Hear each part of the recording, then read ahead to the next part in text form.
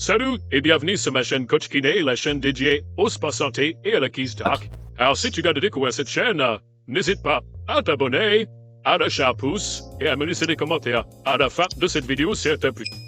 Alors aujourd'hui je voulais aborder avec toi le problème des doux-voûtés lorsqu'on prend de l'âge. Tu as remarqué que chez certaines personnes âgées, au bout d'un certain âge, lorsqu'elles marchent, elles marchent avec le dos fait voûté, voire beaucoup en avant, comme ça.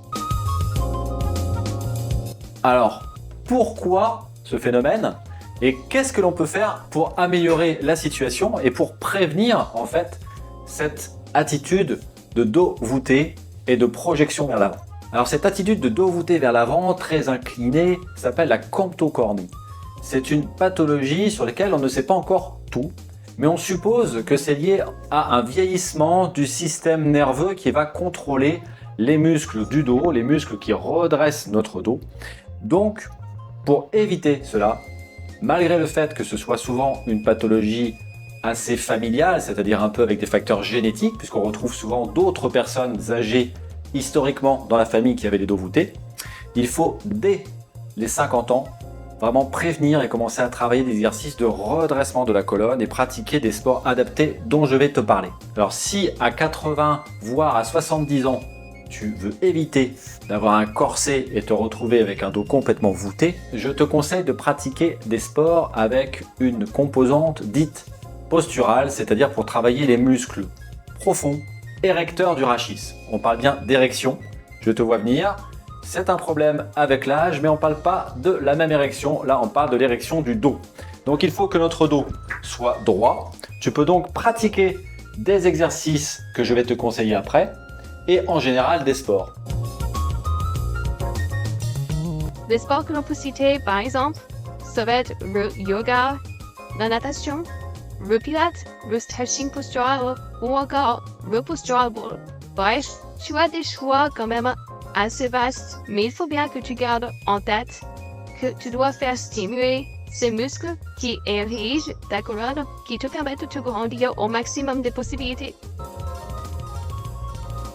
Les exercices que tu peux mettre en œuvre. Je te conseille par exemple de mettre un ballon derrière la tête et de venir pousser ce ballon contre un mur pendant 3, 4, 5 minutes de manière à venir stimuler les muscles profonds du cou, à contrario des muscles superficiels qui nous permettent de bouger notre corps dans tous les sens.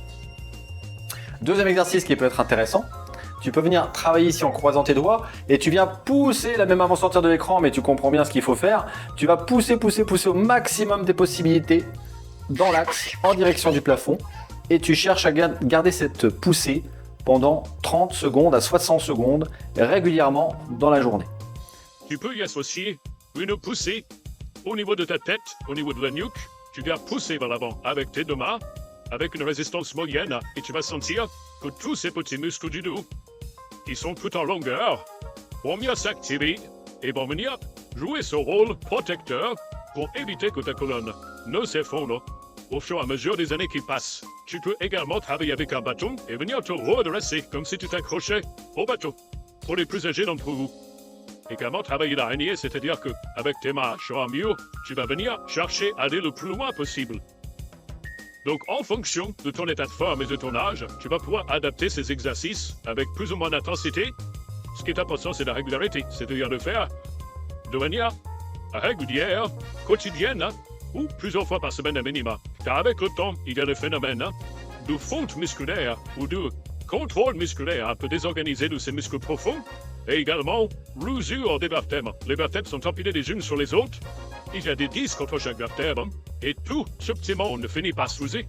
Et lorsqu'on commence à user en flexion, le phénomène s'accentue sur la partie avant, et donc on va être de plus en plus dans la tendance de se fléchir vers l'avant. Et donc il est d'autant plus difficile de venir redresser tout le buste et la tête qui pèsent énormément et qui demandent un effort important pour ces muscles profonds, des muscles qui ont de 70, 80 voire 90 ans d'activité derrière. Alors voilà, j'espère que cette vidéo t'aura plu sur le dos voûté et ce que l'on peut faire pour le prévenir. N'hésite pas bien sûr à consulter, n'hésite pas à stimuler tes parents ou tes grands-parents si tu vois qu'ils commencent à se voûter également et à leur conseiller de consulter des spécialistes de la rééducation notamment pour refaire le point avec eux et ne pas laisser les choses s'aggraver dans le temps. Voilà, je te dis à plus tard, je te laisse consulter mes autres vidéos, n'hésite pas à lâcher un pouce, à t'abonner, me laisse-moi des commentaires, j'essaierai d'y répondre dans la mesure de mon temps. Bye.